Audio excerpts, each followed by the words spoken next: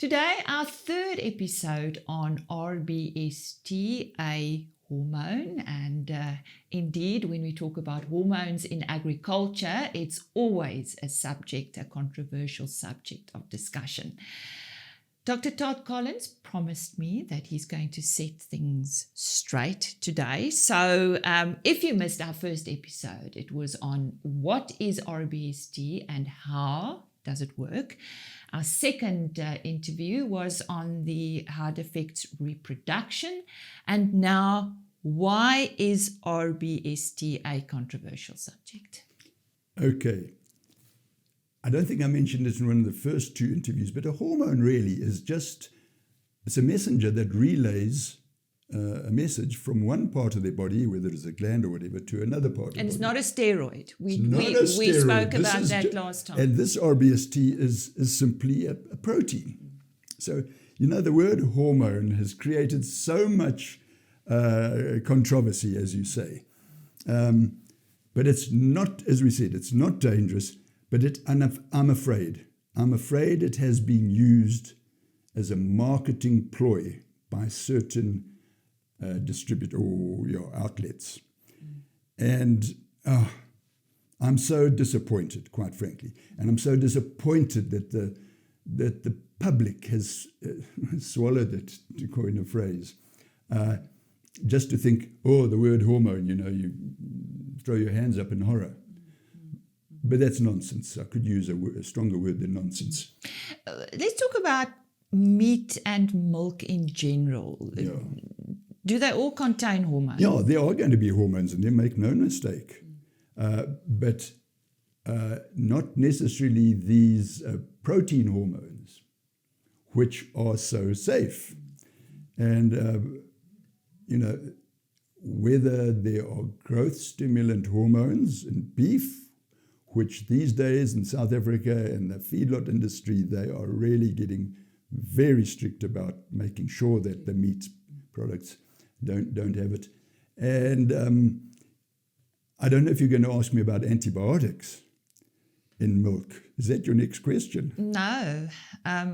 Well, let's talk about that briefly. Let's talk about that. Well, that's one of the things that the consumer has rightly got to be concerned about.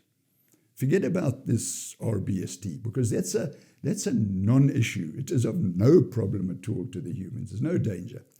But antibiotics, yes.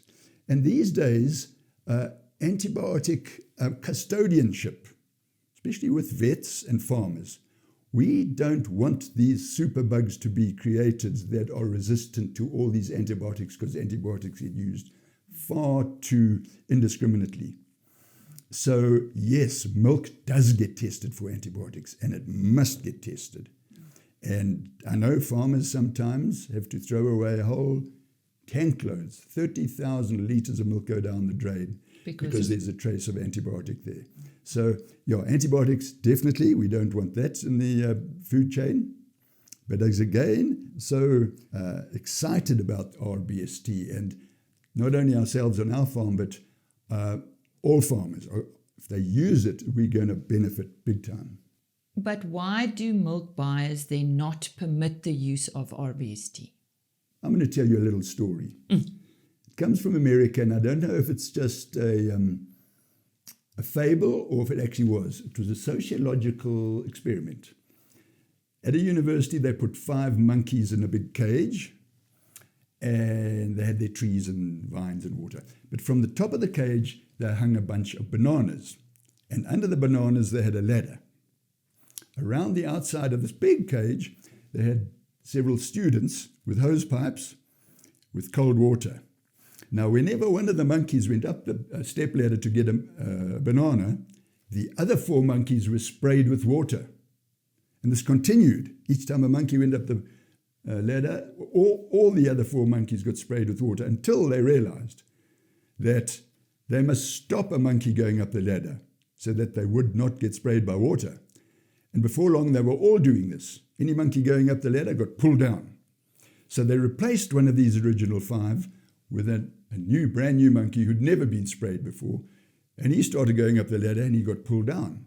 Going up the ladder, pulled down. And soon he was joining the others in that habit, that custom of pulling down a monkey that was going up. And so it went on until they eventually had 5 monkeys that had never been sprayed by cold water, but were following this custom of pulling down a monkey that was going up the ladder.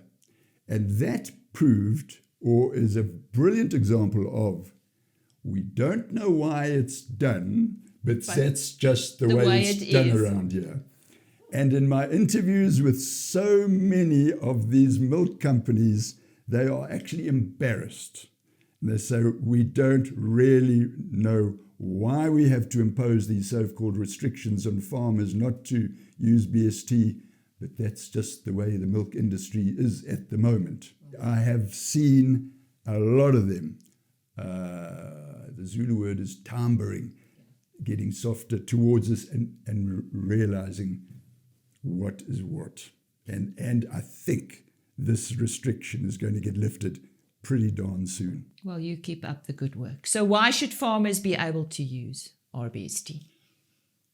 Well, with the farming economics, and let's face it, it's huge business nowadays. They can produce more milk with less input. And that is important. That is terribly important.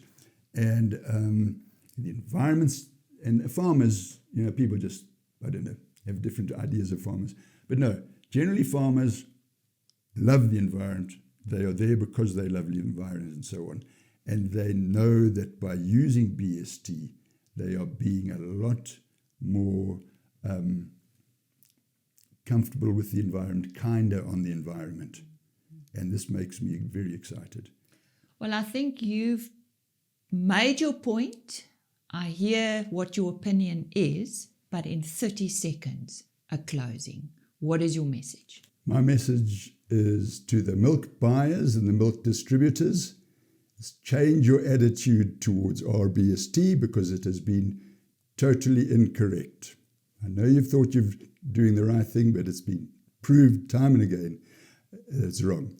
And the other important thing is to my fellow farmers or dairy farmers out there, ROI, return on investment, is a vital statistic. And as far as rBST goes, you're not going to find too many products or systems that are going to beat this in terms of return on investment. Thanks a hang of a lot. Dr. Tod Collins, thank you very much for shedding some light on this very controversial topic of rBST in South Africa. And I'm looking forward to our next discussion, and that will be an international perspective. How does the rest of the world see this? Thank you.